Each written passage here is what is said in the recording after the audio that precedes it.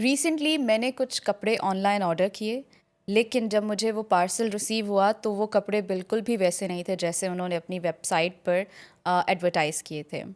जब मैंने उस बिज़नेस से ऑनलाइन रब्ता किया तो उन्होंने ये एक्नॉलेज भी किया कि वाकई ये वो चीज़ नहीं है जो उन्होंने ऑनलाइन एडवर्टाइज़ की थी, लेकिन साथ ये भी कह दिया कि मैडम इतने पैसों में तो यही मिल सकता है, लेकिन अगर आप वापस करना चाहती हैं तो उसके डिलीवरी चार्जेस आपको देने होंगे। खैर, अब ईद भी करीब आ रही है और हम में से बहुत से लोग इस वक्त शॉपिंग कर रहे हैं, कुछ बाज़ार से, कुछ ऑनलाइन।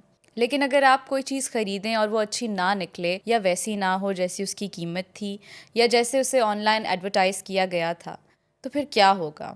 ये सिर्फ मेरे साथ नहीं हुआ, हम में से बहुत से लोग इस तरह की सूरत हाल का सामना करते हैं। लेकिन इस तरह की सूरत हाल में किसी के ख़िलाफ़ एक्शन लेने के लिए या तो वक्त नहीं होता या फिर हमें अपने कानूनी हुकूक का इल्म नहीं होता। मैं हूँ इकरा मंजूर और आज के नो योर राइट्स के इस एपिसोड में हम बात करेंगे कंज्यूमर फ्रॉड की, कि पाकिस्तान के कवानीन इस हवाले से क्या कहते हैं और अगर किसी कंज्यूमर के साथ धोखा हो जाए तो वो ऐसी सूरत हाल में क्या कर सकता है और अपना हक कैसे हासिल कर सकता है। हमारे साथ आज मौजूद हैं रिदा नूर साहिबा, जो कि एडवोकेट हाई कोर्ट हैं और एक ह्यूमन राइट्स एक्टिविस्ट भी हैं। थैंक यू वेरी मच रिदा, आपने हमें वक्त दिया। सबसे पहले रिदा, मुझे ये बताइएगा कि एक बेसिक सा हमारा क्वेश्चन होता है कि what is consumer fraud, what is consumer exploitation, और पाकिस्तान की जो कवानीन है, हमारा लॉ जो है पाकिस्तानी लॉ, वो उसमें क्या डेफिनेशन है कंज्यूमर फ्रॉड या कंज्यूमर एक्सप्लॉयटेशन की? अच्छा, पाकिस्तानी लॉ में कंज्यूमर एक्सप्लॉयटेशन की कोई भी एक्सप्रेसली डेफिनेशन नहीं दी गई। लेकिन जहाँ तक बात है पंजाब कंज्यूमर प्रोटेक्शन एक्ट 2005 की, तो वो लॉ इट्सेल्फ ही कंज्यूमर की फुल प्रोटेक्शन के लिए आया है, कंज्यूमर को एक्सप्लॉयटेशन से बचाने के लिए आया है। क्योंकि देयर आर टू थिंग्स जो कि इकोनॉमी के बैठती हैं। फ़र्स्ट ऑफ़ ऑल, एक कंज्यूमर वेलफेयर जो है वो पूरी दुनिया में इस वक्त जो सा प्राइम मार्क है, हॉल मार्क है हर चीज़ का। कंज्यूमर वेलफेयर होगी तो कुछ और होगा। कंज्यूमर वेलफेयर में दो चीज़ें आती हैं। Number one, high quality product and low price. ये दो चीज़ें जो कंज्यूमर वेलफेयर के आती हैं, जो कि कंज्यूमर वेलफेयर का एक बेंचमार्क है। तो अगर प्रोडक्ट ठीक नहीं है तो फिर कंज्यूमर वेलफेयर नहीं है। इसे consumer exploitation, consumer welfare, consumer protection सिर्फ दो चीज़ों पे करती है कि आपने at the end of day consumer को बेहतरीन क्वालिटी और सस्ती कीमत प्रोवाइड करनी है। और वो किस तरह प्रोवाइड होगी? अगर मार्केट में गुड और फेयर कंपटीशन होगा, फ्री मार्केट होगी। ये दो चीज़ें हैं। फॉर दिस पंजाब में अलहदा लॉ है, Punjab consumer protection act. Consumer किसे कहते हैं वो मैं आपको डिफाइन कर देती हूँ। बिल्कुल। कंज्यूमर उस बंदे को कहते हैं जो किसी भी मैन्युफैक्चरर से कोई भी प्रोडक्ट लेता है फॉर हिज पर्पस, जो एंड यूज़र है प्रोडक्ट का, वो कंज्यूमर है। The moment you buy something from the shopkeeper और the seller, then you are not just a mere buyer but a consumer under who has contracted a contract। तो जो आपका relationship है वो under the umbrella of law of contract आ जाता है, law of consumer आ जाता है। तो ये खाली खोखला रिलेशनशिप नहीं होता कि जहाँ पे कोई लाइबिलिटी या रिस्पॉन्सिबिलिटी ना हो। काफ़ी रिस्पॉन्सिबिलिटीज़ फ्लो करती हैं, प्रॉपर ठीक है। जिम्मेदारी होती है। तो हमारी ऑडियंस को बताने के लिए हम अगर इसे सिंपल वर्ड्स में ये इसे डिफ़ाइन करें कि कंज्यूमर फ्रॉड्स या एक्सप्लॉयटेशंस जो हैं उसमें वो किस किस्म की होती हैं, कितनी टाइप्स हैं या किस किस्म की हो सकती हैं? जी। नहीं, हर वो चीज़ जो कंज्यूमर के गुड्स और प्रोडक्ट की जो कंज्यूमर प्रोडक्ट खरीद रहा है या ले रहा है, उसके डिस्क्रिप्शन के ओपोनेंट है या ऑपोजिट लिखी है, या वो जो चीज़ें जो डिस्क्रिप्शन में लिखी हैं और वो उस प्रोडक्ट में नहीं है, तो वो मिसलीडिंग में आती हैं, फ्रॉड में आती हैं, एक्सप्लॉयटेशन में आती हैं, इलीगैलिटी में आती हैं, अनलॉफुलनेस में आती हैं। और उनकी कानूनन सज़ा भी और ये जुर्म तो है ही है, उसके साथ कंज्यूमर प्रोटेक्शन अथॉरिटी के कंज्यूमर प्रोटेक्शन एक्ट के तहत आपको जुर्माने भी देने पड़ेंगे। वो रिफंडेबल प्रोडक्ट है। तो इसमें फ़्रॉड किस किस्म का होता है? हर किस्म का होता है। फॉर एग्ज़ाम्पल, आपने उसकी क्वालिटीज़ लिखी हुई हैं कि ये क्वालिटीज़, और वो नहीं है। आपने उसकी कंटेंट्स लिखे हुए हैं और वो कंटेंट्स नहीं है। आपने हाँ, अब पाकिस्तान का जो कंज्यूमर लॉ है वो इतना ज़्यादा वेल डेवलप नहीं है।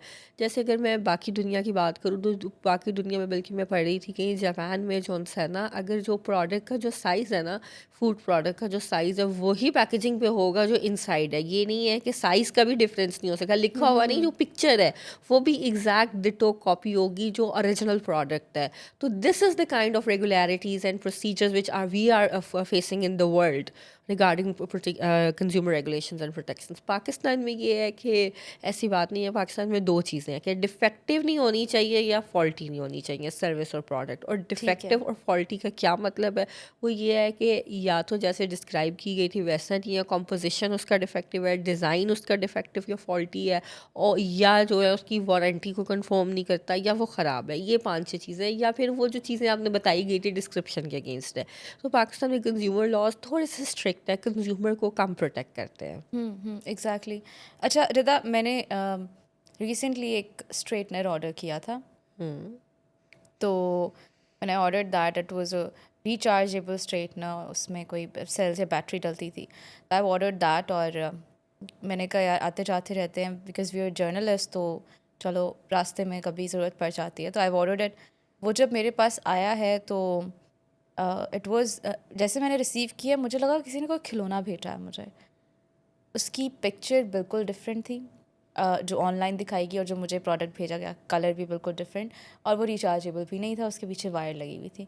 तो अगर इस तरह का प्रोडक्ट आ जाए किसी के पास, इज़ इट अ स्कैम? इसे हम फ्रॉड कह सकते हैं, या ये हमारे लॉज में इसका क्या होगा? देखिए, मिसलीडिंग तो है.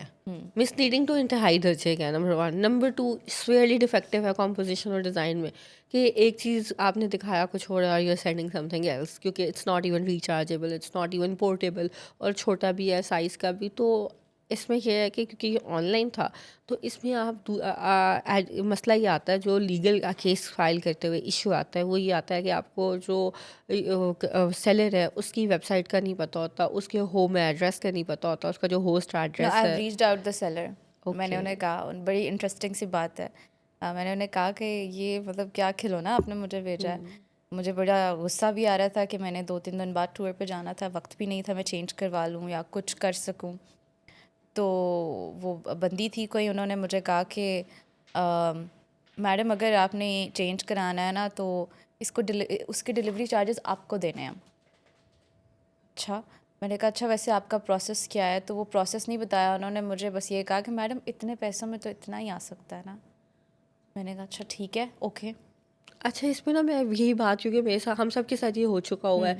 तो जब हम प्रोडक्ट्स करते हैं तो हमें भी पता होता है कि वो प्रोडक्ट उस क्वालिटी के नहीं होंगे, क्योंकि उनकी प्राइसेस बहुत लो होती हैं. लेकिन वो इतने ज़्यादा मिसलीडिंग प्रैक्टिस होती है. वो ये नहीं बताते कि ये प्राइस लो है, वो ये बताते हैं कि हमने 70 ऑफ कर दिया, 80 ऑफ कर दिया, दैट्स ट्रू. जिसकी वजह से हम फोर्स हो जाते हैं ये सोचने पे कि नहीं, ये प्रोडक्ट ओरिजिनल है, शायद हमें डिस्काउंट मिल रहा ऐसे है. ही तो है. ये वाला भी एक बहुत बड़ा इशू है. तो ये मिसलीडिंग प्रैक्टिस है, जिसकी क्रिमिनल लाइबिलिटी तो बनती है बनती है. चीटिंग में, अच्छा. फ्रॉड में.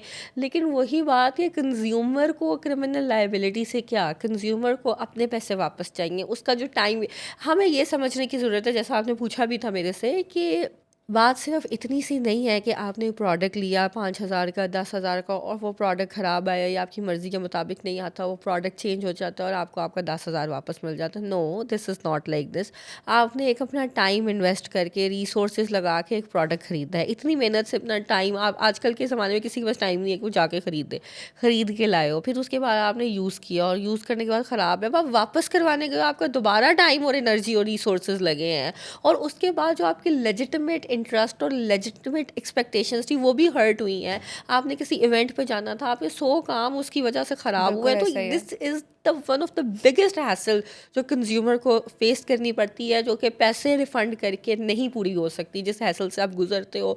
आई गेस कि this is one of the hefty process, जिसको वाकई सेफगार्ड स्ट्रिक्ट होने चाहिए. क्यों? क्योंकि जो कंज्यूमर ख़रीदता है ही इसलिए, अगर हम साइकोलॉजिकल बात करें तो चले, तो स्ट्रेटनर तो नीड था ना. कंज्यूमर चीज़ें खरीदता है इसलिए अपनी मेंटल सेटिस्फेक्शन के लिए, अपनी लेजिटिमेट एक्सपेक्टेशन के लिए, एक्साइटमेंट के लिए. और उसके बाद जब एक अजीब गंदा प्रोडक्ट या वैसा प्रोडक्ट जो I was really description, excited for the straightener man कि भाई जाऊंगी तो मेरे पास एक छोटा सा बैग में होगा. एग्जैक्टली. तो वो जो आपका लॉस होता है ना, आपकी जो एक्सपेक्ट, क्योंकि you pay for your expectation more than product, you are paying for your expectation, you are paying for your convenience, and you are getting loss, not the favour but the loss.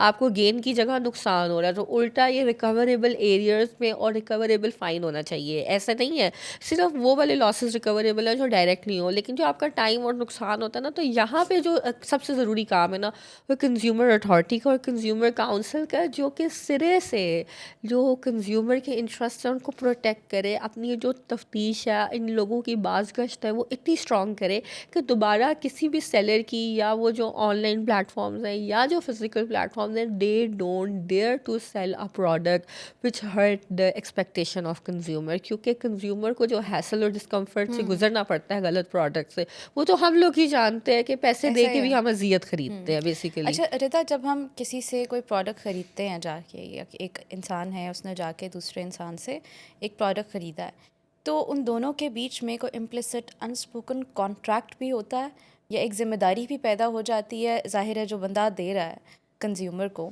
जो एक शख्स किसी से ले रहा है, तो जो दे रहा है अपना प्रोडक्ट, उस पर ज़िम्मेदारी आयद होती है हमारे कानून के तहत। मुझे बताइएगा कि वो जो बता रहा है, जैसे आपने कहा, वैसी ही चीज़ एक दे उसे। क्या ये रिस्पॉन्सिबिलिटी, ये अनस्पोकन एक कॉन्ट्रैक्ट हो जाता है उनके जी बीच? बिल्कुल, 100% होता है। जो भी कंज्यूमर की डीलिंग है वो अंडर द कॉन्ट्रैक्ट होती है, under the provision of law होती है, अंडर द स्टैट्यूटरी प्रोटेक्शन होती है, और उसके ऊपर शेयर रिस्पॉन्सिबिलिटी और लायबिलिटी है।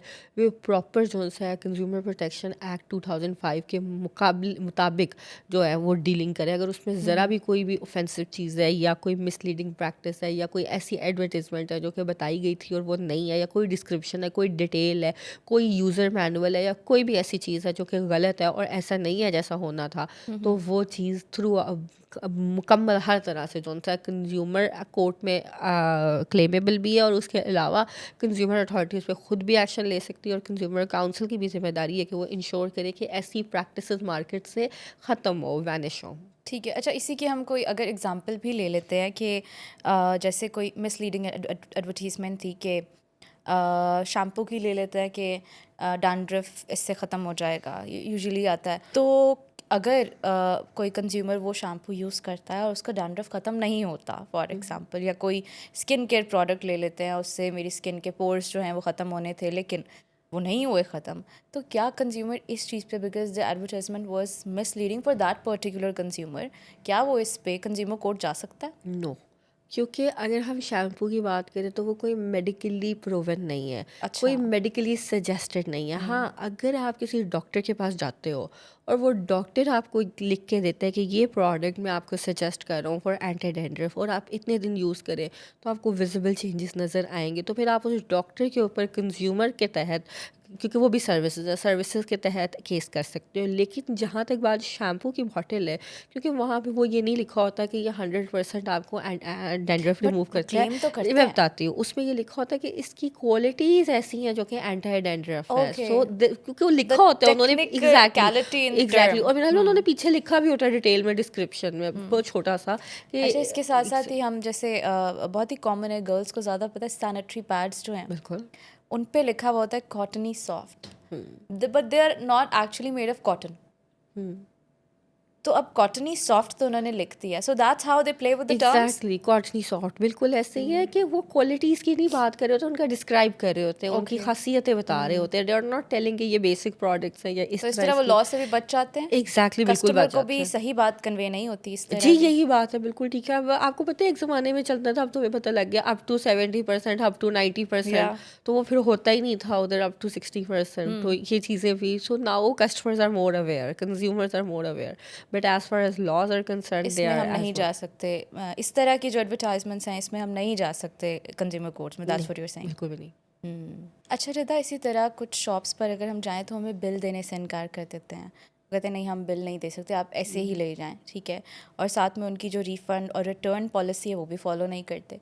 ऐसी सिचुएशन में एक कंज्यूमर, एक कस्टमर जो है, उसके पास क्या लीगल ऑप्शंस हो सकते हैं? जहाँ तक रिटर्न और रिफ़ंड की बात है ना, तो रिटर्न और रिफ़ंड जो है, अगर उनकी पॉलिसी में लिखा हुआ है कि they do have return and refund policy, तो फिर तो उनको रिटर्न और रिफ़ंड करना पड़ेगा।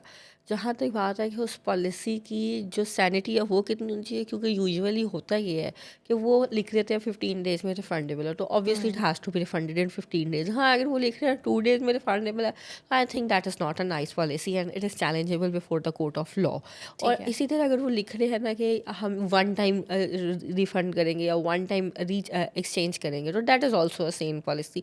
डिपेंड डिपेंड करता है वो कितनी सेन है। हाँ, आजकल ये होता है, ये लिखा होता है कि you have to represent the bill, और पेमेंट लेनी होती है, स्लिप लेनी होती है, रिसीट लानी होती है। तो I think that is not very sane, क्योंकि आजकल के ज़माने में receipt is not a necessity but a very, क्योंकि वो ऑलरेडी प्रूवन है कि ये आपका अपना प्रोडक्ट है। और वैसे भी मेरा ख्याल अब कंज्यूमर कोर्ट में भी अगर आपने केस करना है ना, तो रिसीट ज़रूरी नहीं होती, अच्छा। as long as you're establishing your product in and you have bought the product from them and he is the seller of the product or the manufacturer, so that ठीक is है। not an issue। एक चीज़, secondly बात है कि receipt का होना ज़रूरी नहीं। अब तो कुछ शॉप्स वैसे भी एग्जाम्प्ट कर देती हैं रिसीट्स, और अब तो डिजिटल रिसीट्स का ज़माना है एंड QR कोड्स। एनीवेज, तो जहाँ तक रिफ़ंड और रिटर्न पॉलिसी है, वहाँ पे कंज्यूमर प्रोटेक्शन लॉ साइलेंट है, जिसकी वजह से law of contract step in करता है। और लॉ ऑफ कॉन्ट्रैक्ट यही कहता है कि जो बातें रिफ़ंड और रिटर्न पॉलिसी में लिखी होंगी उनके मुताबिक आपने रिफ़ंड और रिटर्न करना है, लेकिन that policy has to be reasonable and sanity should prevail. अच्छा, ये जो पॉलिसी होगी रिटर्न या रिफंड, ये हर शॉप की अपनी वो खुद बनाते हैं? यस, लेकिन जो मार्केट का ट्रेंड है वही फॉलो होता है। आपने देखा होगा हर जगह एक ही रिटर्न और रिफंड पॉलिसी है। But that's also problematic. अगर अगर वो स्टेट या लॉ आपका खुद ही प्रोवाइड करते ना सबके लिए एक रिटर्न या एग्जैक्टली, रिफंड पॉलिसी, ज़्यादा बेहतर नहीं है? बिल्कुल ऐसे ही है। कंज्यूमर अथॉरिटी का और कंज्यूमर काउंसिल का काम है, इसीलिए जो सा कंज्यूमर काउंसिल बनी थी कि वो सारे पेटी मैटर्स जो इसके कंज्यूमर रिलेटिंग मैटर्स है, कंज्यूमर वेलफेयर रिलेटिंग मैटर्स हैं, वो सॉर्ट आउट कर सके। अच्छा, इसके साथ ही रिदा, अब because most of the girl women and most of the main online shopping करते हैं, और अभी ईद भी है, तो उसमें ऑनलाइन शॉपिंग जिसने की है, अगर किसी बंदे ने ऑनलाइन शॉपिंग कर ली है और साथ ही उसके साथ ये हुआ है कि जो प्रोडक्ट उसने पिक्चर में देखा था वो उसे डिलीवर नहीं हुआ, कपड़े कर लें, कुछ भी, जूते कर लें, तो वो उसके पास क्या लीगल ऑप्शंस हैं कि वो किस तरह इसे फॉलो कर सकता है पूरे प्रोसीजर को, and what is going to be the procedure? The issue है इसके, सबसे पहले जब आपने कोई प्रोडक्ट लिया है तो वो अगर तो वो वाकई डिफेक्टिव है या जहाँ पे भी इशू है, तो अब हम आ जाते हैं केस फाइलिंग पे।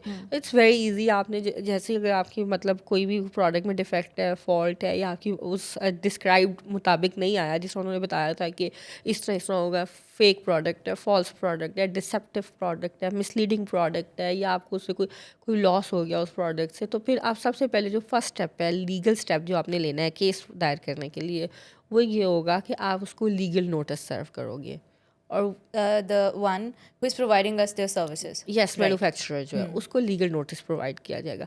फिर उस लीगल नोटिस के 15 दिन के अंदर अंदर आपने पहले उसके ऊपर केस फाइल करना है कंज्यूमर कोर्ट में। और कंज्यूमर कोर्ट में केस फाइल करना बहुत इजी प्रोसेस है। वो इजी इसलिए कि you don't need a lawyer to file the case, आप ओके। खुद भी कर सकते हो केस। तो आपने सारा कॉज ऑफ एक्शन बता के ये चीज़ें थी, साथ में प्रूफ्स अटैच करके, एविडेंस अटैच करके केस कर देना। उसके बाद फिर हियरिंग स्टार्ट होती है और फिर the process starts on. And how much time does it take अच्छा, little usually? Lengthy. Usually law में तो कम बताया गया है, लेकिन क्योंकि हमारी 6 मंथ्स यस, लॉ लेकिन में बताया गया, एग्जैक्टली राइट? लेकिन हमारा जो है टाइम काफ़ी ज़्यादा लग जाता है। मैंने ऐसे तकरीबन। केसेस भी देखे हैं जहाँ पे 4-4 साल लगे हैं, 3-3 साल लगे हैं। और क्योंकि उन्होंने कंज्यूम क्या किया था, अगर प्रैक्टिकली देखा जाए उन सिचुएशंस में जो आप कह रही हैं, 3-3 4-4 साल अगर लग गए हैं, तो उसमें उन्होंने कंज्यूम क्या किया था, प्रोडक्ट क्या था? अच्छा, जो थ्रू आउट मैंने कंज्यूमर केसेस किए हैं, कुछ कार के भी किए हैं, और वो बहुत हाई प्रोफाइल केसेस रह चुके हैं जिनमें जो सा कार डिफेक्टिव आई थी, कार इंश्योरेंस ठीक नहीं था, जिसकी वजह से जो सा पूरी कार मतलब उन्होंने रिफंड डैमेज, पूरी कार का रिफंड क्लेम कर लिया था। And that okay. Was one of the very famous मतलब वेरी मतलब स्टैंडिंग आउट केस। ठीक है, ओके। नंबर 2। और इसके अलावा जो केसेस सर्विसेज पे होते हैं, एजुकेशनल इंस्टीट्यूट्स पे भी हुए हुए हैं, क्योंकि वो सही सर्विसेज प्रोवाइड नहीं करते। अच्छा। इसके अलावा जो एक और मैंने जो खुद इंटरेस्टिंग केस किया, वो एक TCS कंपनी थी, सॉरी, एक इट्स डिलीवरी ओके। कंपनी थी। तो उन्होंने किया था, उनको basically that was one of my class fellows, जिसने अपना जो सा ना फीस सबमिट करानी थी लिंकन में। तो वो फीस उसकी चेक उस वक्त जो सा ना चेक और जो पे ऑर्डर था ना, मनी ठीक ऑर्डर, है, अब हाँ। तो ऑनलाइन अब तो होता है ना, ऑनलाइन उस हो वक्त जाती ऐसे है। नहीं होता था, मनी ऑर्डर्स के थ्रू होता था। तो उसने वो मनी ऑर्डर प्रोसीड करके जो रिसीट थी उसकी वो TCS करवा दी लिंकन, और वो 3 दिन लास्ट डेट से 2 दिन बाद पहुंची, जबकि उसने जब एक्सपेक्टेड ड्यू डेट जो थी, ओके। पहुंचने की ड्यू डेट थी according to that cargo services, वो उसकी ड्यू डेट से पहले की थी, लेकिन उन्होंने 3 दिन बाद उठाई। तो उसका एडमिशन तो नहीं हुआ, लेकिन he was also the lawyer. तो फिर हमने केस ओह, किया। दैट्स तो फिर सैड। उसके बाद वी वन दैट केस, और हमने काफ़ी डैमेजेस ले लिए थे, हमने काफ़ी ज़्यादा डैमेजेस क्लेम कर लिए थे। फिर बाद में हमने उनको माफ़ कर दिया, दैट वाज अनदर थिंग।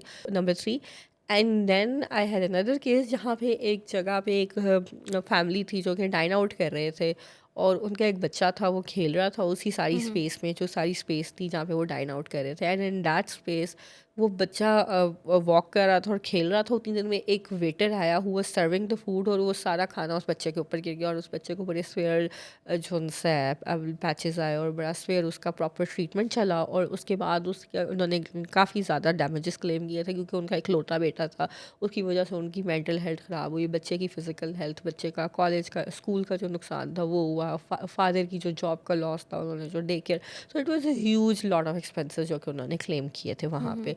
तो वो भी एक स्ट्रॉन्ग केस था, और उसके बाद वो प्रोसीड हुआ। लेकिन वही at the end of the day consumer में ये होता है कि सुलह हो जाती होती है, यूजुअली कंपनीज माफ़ी मांग लेती है। बल्कि recently I did the case जो कि फ्रिज थी, एक आंटी थी, उन्होंने एक फ्रिज ओके। ली थी, तो वो फ्रिज ठीक नहीं थी। तो उन्होंने कहा कि उन्होंने इतना कहा कि ये फ्रिज आपको हम रिपेयर कर देते हैं। उन्होंने कहा नहीं, मुझे नई फ्रिज चाहिए। तो फिर कोर्ट ने यही कहा कि इनको नई फ्रिज दी जाए, रिपेयर ना हो जाए। वो कोई 1.5 लाख की फ्रिज थी। तो यूजुअली कंज्यूमर कोर्ट में केसेस होते हैं, ज़्यादा सबसे अच्छा, ज़्यादा दैट्स केसेस। इंटरेस्टिंग। आप आंटी का बता रही हैं, तो she knew about the law. She was the she had lawyer. She was a lawyer, that's तो मैं व्हाई, यही दैट्स कहना चाह ग्रेट। रही थी कि ज़्यादातर जो कंज्यूमर केसेस है वो लॉयर्स की तरफ से या लॉयर फैमिली की तरफ से होते हैं। इसके अलावा जो मैंने केसेस देखे हैं जो नॉन लॉयर्स की तरफ से होते हैं और पेटी मैटर्स पे होते हैं, वो यूजुअली जब जोड़ा टाइम पे नहीं ना सिलता, डिज़ाइनर्स का यूजुअली जो ब्राइड का जोड़ा या है, वो वाले मैंने केसेस देखे हैं। लेकिन वो लीगल नोटिस की हद तक ख़त्म हो जाते हैं कि ब्राइड का जोड़ा सही नहीं आया, क्वालिटी सही नहीं आई, टाइम पे डिलीवर नहीं हुआ। इस तरह के केसेस मैंने बिल्कुल देखे हैं। इसके अलावा जो कंज्यूमर केसेस हैं, स्कूल्स पे मैंने कम देखे हैं, बहुत कम देखे हैं। रेस्टोरेंट्स में भी कम देखे हैं, गलत खाना खाने की वजह से भी कुछ एक दो की देखे हुए हैं। ज़्यादातर मैंने जौन सा ना कार्स और इस तरह के देखे हुए हैं, और दैट्स इट, इस तरह के ही केसेस है। पर कंज्यूमर में हर वो चीज़ आती है जो आप बाय करते हो। अच्छा रिदा, अभी हमने कार्गो सर्विसेज की बात की, इससे मुझे मैं ये पूछना इससे चाह रही थी कि अगर कोई कंज्यूमर जो है वो प्रोडक्ट बाहर से मंगवाता है, ओवरसीज़ प्रोडक्ट कोई मंगवाता है, और फॉर एग्जांपल पेमेंट एडवांस होती है यूजुअली उसमें, तो पेमेंट भी कर दी है ऑनलाइन, लेकिन वो प्रोडक्ट रिसीव नहीं हुआ, ठीक है। तो इस सूरत हाल में जो पाकिस्तान के कंज्यूमर लॉज हैं वो इम्प्लीमेंट होंगे इस जगह पे, या बाहर के होंगे, या ये सिचुएशन में अगर वो कंप्लेन करना चाहे तो वो किस तरह कर सकता है? अरे यहाँ पे कॉन्फ्लिक्ट ऑफ लॉज आता है, ये प्राइवेट इंटरनेशनल लॉ का सब्जेक्ट है। इसमें रूल्स सेट है कि क्या होगा। वो जो कॉन्ट्रैक्ट होता है ना, उसमें लिखा होता है फर्स्ट ऑफ ऑल, क्योंकि जब आप ऑनलाइन कुछ ऑर्डर करते हो तो वहाँ पे दो चीज़ें होती हैं। एक कि वो कंपनी खुद अपनी सर्विसेज डिलीवरी की प्रोवाइड करी, एक कि वो थर्ड पार्टी से प्रोवाइड करें। अगर तो अच्छा, वो खुद हाँ। प्रोवाइड करे तो फिर तो डायरेक्ट उसकी रिस्पॉन्सिबिलिटी है। अगर वो थर्ड पार्टी से प्रोवाइड करे तो third party obviously intelligent enough है, वो अपनी लाइबिलिटी एक्सक्लूड भी करते हैं, बता भी देते हैं कि हम डिलीवरी के लिए रिस्पॉन्सिबल नहीं है। या अगर ना भी हुआ, बात है कि केस कहाँ होगा। केस वो यहाँ पे होगा, कॉन्ट्रैक्ट में लिखा होता है, वहाँ पे लिखा होता है कि इन केस ऑफ डिस्प्यूट इस जगह पे केस होगा, तो वो लिखा होता है। और अगर ना लिखा हो तो फिर जिस जगह से प्रोडक्ट आया है वहाँ पे केस होगा। जिन लोगों ने प्रोडक्ट भेजा है वो लोग, या जो सर्विस यूज़ हुई है वो प्रोडक्ट लाने के लिए, सर्विस यूज़ हुई है जो उन भिजवा पे रहे हैं, उन पे होगा। एग्जैक्टली, ठीक बिल्कुल। है, ठीक है। फिर ऑब्वियसली वो पता चल ही जाएगा अगर वो केस प्रोसीड होता है कि वो उनकी गलती थी या पीछे से प्रोडक्ट नहीं आया, एग्जैक्टली, ऑब्वियसली। बेसिकली उसमें ये होता है ना कि अगर तो आप थर्ड पार्टी एक्सक्लूड, उन्होंने अपनी रिस्पॉन्सिबिलिटी पूरी ही, अगर जो सेंडर है, जो सेलर और सेंडर है, उसने अपनी फुल लाइबिलिटी एक्सक्लूड कर दिया, फिर तो आप जो डिलीवरी सर्विसेज है उनको करोगे। और अगर उसने अपनी फुल लाइबिलिटी नहीं एक्सक्लूड की, फिर आप उन पे करोगे, फिर वो डिलीवरी सर्विसेज पे करेंगे, और फिर ओके, इस तरह वाला प्रोसेस चलता है। ठीक है, क्योंकि ठीक हर है। पार्टी का आपस में लीगल रिलेशन होता है। अच्छा, हम अभी ये कंज्यूमर प्रोटेक्शन अथॉरिटी की भी बात कर रहे थे। पाकिस्तान में कौन कौन से डिपार्टमेंट्स मौजूद हैं कंज्यूमर प्रोटेक्शन के लिए, और हर जो प्रोविंस है उसको जो डील करती है अथॉरिटी वो कौन सी होती है, और जो सारे प्रोविंस है पाकिस्तान के, क्योंकि हमारी जो ऑडियंस है उसमें केपी के भी काफ़ी लोग हैं, बलूचिस्तान के भी हैं, सिंध के भी हैं, तो वो सब लोग जो हैं अगर वो करना चाहें तो वो किस तरह चल सकते हैं कि हर प्रोविंस में कंज्यूमर कोर्ट्स अवेलेबल हैं? यस, बिल्कुल। बाकी सब प्रोविंसेस में भी कंज्यूमर लॉज हैं, और इसी तरह का सिमिलर प्रोसीजर है, सिमिलर पीस ऑफ लॉ है जो कि बाकी को डील करता है। आईसीटी का अलहदा है, बलूचिस्तान का अलहदा है, सिंध का अलहदा है, और केपी का भी अलहदा है। जहाँ तक सिंध की बात है, हम कंफर्म कि वहाँ पे है और आईसीटी में भी है। बाकी प्रोविंसेस में भी ऐसा ही प्रोटोकॉल फॉलो होता है, ऐसा नहीं है कि नहीं होता। ठीक है। तो जहाँ तक बात है कि इसी तरह की अथॉरिटीज़ हैं। सबसे पहले जो है ना, कंज्यूमर कोर्ट तो एंड में आती है। सबसे पहले जैसे मैंने बताया कि कंज्यूमर प्रोटेक्शन अथॉरिटी आती है, जिसके तहत जो डिप्टी कमिश्नर है उनके पास इख्तियार है कि वो एक्शन ले सकते हैं। एक्शन किस तरह ले सकते हैं? वो डायरेक्टली ले सकते हैं और फ़ाइन इम्पोज कर सकते हैं, इंस्पेक्ट कर सकते हैं, चेक कर सकते हैं कि वाकई क्या प्रोडक्ट डिफेक्टिव फॉल्टी है या किस तरह से है, या किसी भी जो प्रोविज़न है इस लॉ की उसके कॉन्ट्रावीनिंग है कि नहीं एक प्रोडक्ट। और अगर ऐसा है तो वो डायरेक्टली भी फ़ाइन कर सकते हैं या प्रोसीड कर सकते हैं।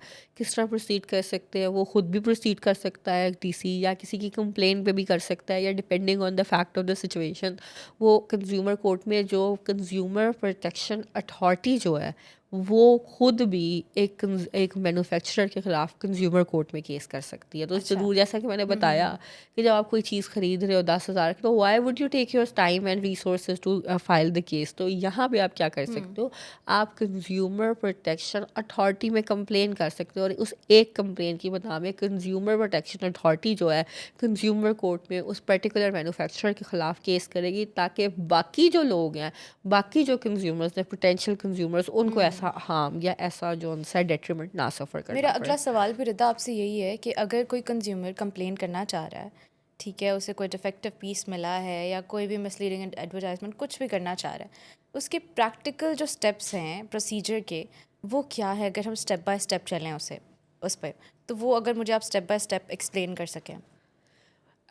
कोर्ट में केस करना चाह रहे हैं अगर वो? हाँ, कोई भी अगर मेरे पास फॉर एग्जांपल मेरे पास क्या वेज़ हैं, ठीक है, और आपके ख्याल में सबसे बेहतर वे क्या होगा मेरे लिए, जिससे मेरी टाइम मनी सब कुछ सेव हो, क्योंकि मैं ऑलरेडी एक तरह से विक्टिम हूँ, एग्जैक्टली। मेरे साथ ही फ्रॉड हुआ है और आगे मैं ज़्यादा पैसे भी नहीं लगाना चाह रही, तो मेरे लिए सबसे बेहतर सोल्यूशन क्या होगा इसमें प्रैक्टिकली? इसमें अभी तक बेटर सोल्यूशन एज सच तो एग्जिस्ट नहीं करता, क्योंकि आपको केस फाइल करना पड़ता है। और केस फाइल करने का मतलब ये है, इधर you have to hire the lawyer या or you have to initiate a process yourself. In both ways you are utilizing your resources and time and energy. तो एक चीज़ और टाइम, जैसे मैंने आपको बताया कि मिनिमम जो लॉ में दिए गए हैं वो 6 माह है, तो वैसे प्रैक्टिकलिटी में बात करें तो 3-4 साल तो लग ही जाते हैं। हाँ, इसका एक आसान हल ये है कि आप कम से कम स्टेप 1 तो यूटिलाइज़ करें, लीगल नोटिस तो यूटिलाइज़ करें, ठीक है। रिटन नोटिस तो उसको दिया जाए। अच्छा, लीगल नोटिस मैं लॉयर को नहीं हायर करना चाह रही, तो मैं कैसे लीगल नोटिस भेज आप सकती हूँ? खुद भी भेज सकते हैं लीगल नोटिस अपना लिख के कि ये रिटन नोटिस के ये मेरा हल मसला है, इसको इस तरह हल किया जाए, ये मैं हल चाहती हूँ, अगर हल ना हुआ तो मैं फिर कोर्ट में लीगल जाऊँगी। नोटिस के लिए मुझे कोई स्पेशल वो डॉक्यूमेंट फॉलो करना पड़ेगा या मैं खुद बस लिख के एक भेज सकती हूँ? फॉर्मल सा प्रोसीजर है जो आपको एक ठीक है। एप्लीकेशन लिखते हुए, एक दरख्वास्त लिखते हुए एक सेटअप फॉलो करना पड़ता है। ठीक है। तो वो ज़रूर फॉलो करना पड़ता है ताकि प्रोफेशनल और फॉर्मल नेगोशिएशंस रहें। ठीक है, मतलब मैं किसी भी लॉयर अपने दोस्त वगैरह से पता करके उनसे पूछ नहीं, आप सकती हूँ? वैसे जैसे एप्लीकेशन लिखते हो, एक नॉर्मल एक ऑफिशियल एप्लीकेशन जैसे लिखी जाती है, ठीक है, तो ठीक है, इस तरह ठीक है। लिखा जा सकता है। ठीक है, वो मैंने भेज देनी है जहाँ से मैंने प्रोडक्ट लिया उन्हें। एग्जैक्टली, बिल्कुल। ठीक है, और फिर मैंने कितने दिन वेट करना है? 15 days। ठीक है, अगर 15 डेज़ तक मुझे रिस्पॉन्स आता है तो मैंने क्या करना है, और अगर नहीं आता तो मैंने क्या करना है? अगर जो रिस्पॉन्स आता है तो फिर तो इसका मतलब कि you are in the negotiation stage. तो ठीक है। ये फिर out of the court settlement होने के चांसेस ज़्यादा है। लेकिन अगर आ जाता है, अगर रिप्लाई नहीं आता तो फिर आपको केस फाइल करना पड़ेगा 15 days के अंदर अंदर। अगर 15 आप डेज़ के अंदर ही? जी मतलब राइट आफ्टर 15 days आपको केस फाइल करना पड़ेगा। ठीक है, और अगर मैं लेट हो जाती हूँ? तो फिर टाइम बार का इशू आ जाता है। ओके। 30 दिन के अंदर अंदर आपने केस, जिस दिन डिफेक्ट हुआ है या आपको लॉस हुआ है उसके 30 दिन के अंदर आपने केस करना, उससे डिले नहीं हो सकते। ठीक है, और अगर मैंने अब केस करना है, ठीक है, and I don't want a lawyer, क्योंकि अगर तो मेरे पास लॉयर है, मेरे पास इतने रिसोर्सेज हैं, तो फिर बेसिकली या तो मैं केस करूँगी नहीं, I just by something else. Exactly. ठीक है। क्योंकि ज़ाहिर है मैं वो क्लेम अगर करना चाह रही हूँ तो उसका मतलब यही है कि मेरे पास इतने ज़्यादा रिसोर्सेज नहीं हैं, तो I don't want to hire a lawyer. तो मैं खुद कैसे कर सकती हूँ? यू सेड कि ये ऑप्शन भी है। जी, वो काफ़ी ईज़ी प्रोसेस है। सेक्शन 15 से स्टार्ट होता है, आपने केस फाइल करना है। कंज़्यूमर कोर्ट में जितने भी केसेज़ हैं विदाउट लॉयर ही होते हैं। लॉयर बिल्कुल ऑप्शनल होता है, आपने एक कंप्लेंट लिख के फॉरवर्ड करनी है कंज़्यूमर कोर्ट में, और कंज़्यूमर कोर्ट में इज़ इट फिर like an online no, process? No, no, no, it's a physical process जाना है जस्ट आपने। As it happens in by the lawyer. जैसे एक लेमैन कोर्ट में दरखास्त या पिटिशन दायर करता है, उसी तरह आपको कंज़्यूमर का केस दायर करना पड़ेगा। वो थोड़ा-सा फ्लेक्सिबल है, उस पे फ़ीस नहीं होती, उस ठीक है। लेकिन होता सेम कोर्ट प्रोसीजर ही है जैसा एक आम अदालत में होता है। लेकिन ये तो है कि इट्स वेरी इंक्विजिटोरियल, तो बस यही होता है। अच्छा रिदा, अक्सर लोग ये समझते हैं कि जैसे आपने बताया कि गाड़ी का कोई केस आ जाए, गाड़ी ली उन्होंने, फ्रिज भी बड़े वाला अगर देखा जाए तो वो महंगा है, तो अक्सर लोग यही समझते हैं कि ज़रा बड़ी हमारी कोई चीज़ अगर वहाँ हमारा फ्रॉड हमारे साथ हो जाए तब हम कंज्यूमर कोर्ट में जाएंगे, और लोग प्रैक्टिकली आपने बताया जाते भी हैं।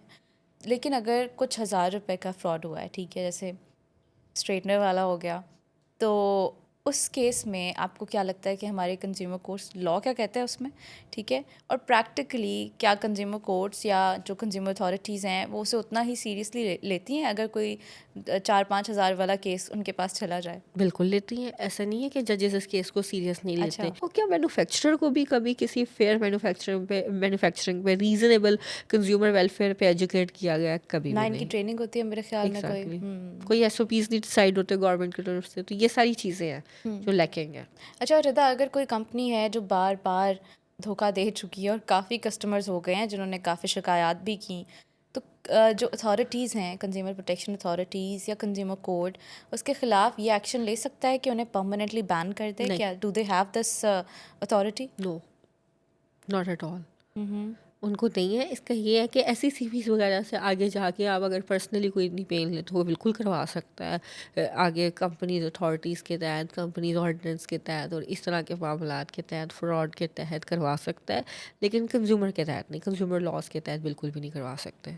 ओह अच्छा, लेकिन कंज्यूमर फ्रॉड अगर हो रहा है तो उसमें भी नहीं करा सकता? नहीं, बिल्कुल भी नहीं। उसमें ये है कंज़्यूमर फ्रॉड में नहीं करवा सकते। कंज़्यूमर फ्रॉड में आप एफआईए में कंप्लेन ज़रूर कर सकते हो, और FIA legal action, criminal action ले सकती है। लेकिन सील लेकिन या नहीं, नहीं नहीं, बैन नहीं कंपनी कर नहीं बैन सकते? हो सकती, बिल्कुल भी नहीं बैन हो सकती। हाँ, अगर फूड प्रोडक्ट है तो वो दूसरे लॉज़ में, फूड लॉज़ के तहत हो सकते हैं, ठीक बट है, not in consumer consumer laws. Loss, ठीक है। अच्छा, लास्ट क्वेश्चन वुड बी कि अगर कंज्यूमर जीत जाता है अपना केस, वो सारा प्रोसीजर भी फॉलो कर लेता है जो आपने बताया, तो उसे रिलीफ क्या क्या मिल सकता है?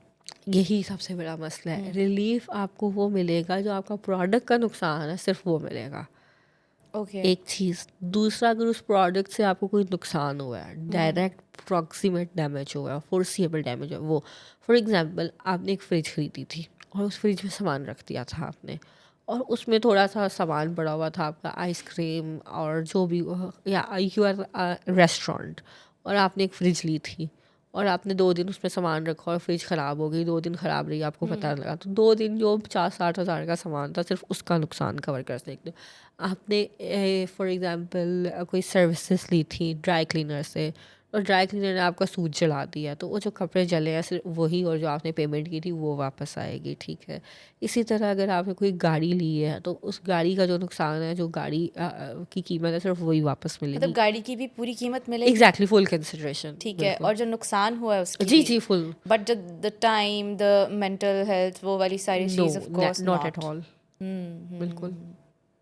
तो I think this was really enlightening, specially for me, और आई थिंक मेरे एज ग्रुप के जो बच्चे हैं और जो लड़कियां हैं, लड़के हैं, उनके लिए तो बहुत एनलाइटनिंग था, because we go buy a product, either it's makeup, skincare, clothing and a lot of other things, हम लैपटॉप्स भी ले रहे हैं, और अगर वो ख़राब हो जाते हैं तो यूजुअली अगर वो 5-10 हज़ार की चीज़ है तो वो हमारे सामान में पड़ी रहती है, it's not used at all.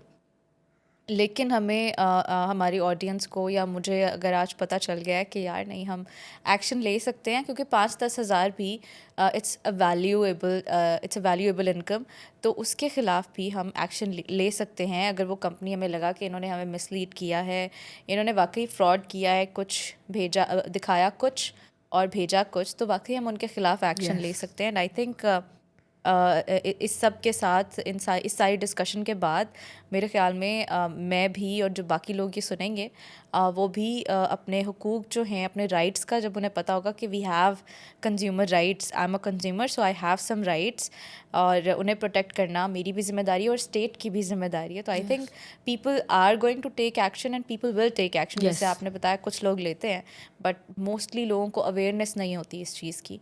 So I am hoping कि अब लोग ये सुनेंगे और आई होप जाके एक्शन भी लेंगे उन लोगों के ख़िलाफ़। So thank you very much Rida कि आपने इतना कीमती वक्त अपना दिया और इतनी वैल्यूएबल जो इन्फॉर्मेशन है कवानीन के हवाले से, लोगों के राइट्स के हवाले से वो उन तक पहुंचाई। Thank you it's very my much. Pleasure, thank you for having me.